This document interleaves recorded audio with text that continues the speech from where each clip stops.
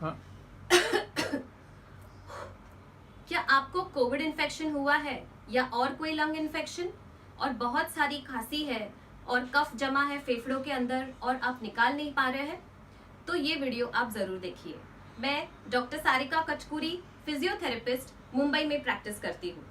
अक्सर हम देखते हैं कि कोविड इन्फेक्शन या और कोई लंग इन्फेक्शन के बाद फेफड़ों में बहुत सारा कफ जमा हो जाता है, जिसे बलगम कहते हैं, और उसे बाहर निकलना बहुत जरूरी है क्योंकि वो इन्फेक्टेड म्यूकस होता है। साथ ही में जब कफ बाहर निकलता है तभी आपके एयरवेज भी क्लियर हो जाते हैं, जिससे ब्रीदिंग करना, सांस लेने में बहुत आसानी महसूस होती है। कफ निकालने के लिए बहुत सारे टेक्निक्स हैं जो फिजियोथेरेपिस्ट यूज करते हैं। उसमें से आज हम एक टेक्निक डिस्कस करेंगे जिसका नाम है active cycle of breathing techniques. ये टेक्निक आप खुद से प्रैक्टिस कर सकते हैं। अभी ये टेक्निक के 3 फेजेस हैं। फर्स्ट फेज है ब्रीदिंग कंट्रोल।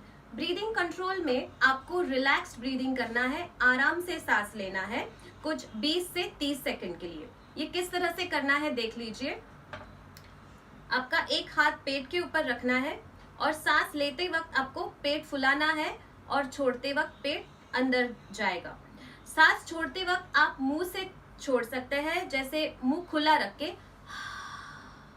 या फिर फूंक मार के, जो आपको कन्वीनियंट है। और इम्पॉर्टेंट चीज ये है कि आप अपने पेट को फुलाएं। तो देखिए कैसे करना है।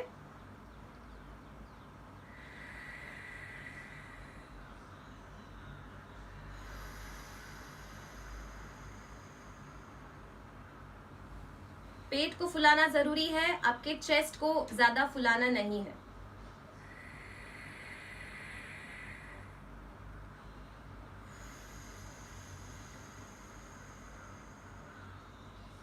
ये 20 से 30 सेकंड करने के बाद सेकंड फेज में जाना है। सेकंड फेज का नाम है थोरैसिक एक्सपेंशन। थोरैक्स यानी आपका रिब केज। तो आपको अपने रिब केज को एक्सपैंड करना है कुछ आपके साइड से।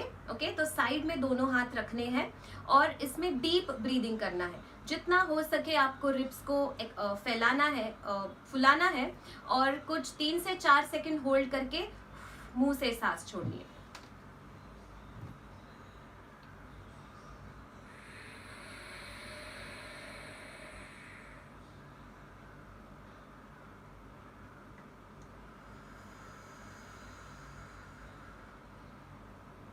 आप ध्यान से देखिए, आपके रिब केज को ब्लो करना है।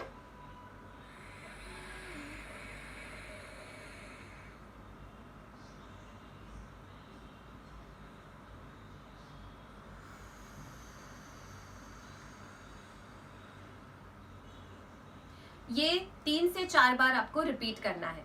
अभी आपको वापस फर्स्ट और सेकंड फेज दोबारा रिपीट करना है और फिर थर्ड फेज में जाना है। थर्ड फेज को फोर्स्ड एक्सपिरेशन या हफिंग कहते हैं। इसमें आपको मुंह खुला रख के जोर से सांस बाहर निकालनी है। जैसे आप इमेजिन करिए कि सामने ग्लास है और आप उसके ऊपर स्टीम तैयार कर रहे हैं। तो पहले आप हाथ पे करिए, एक नॉर्मल सांस लेके,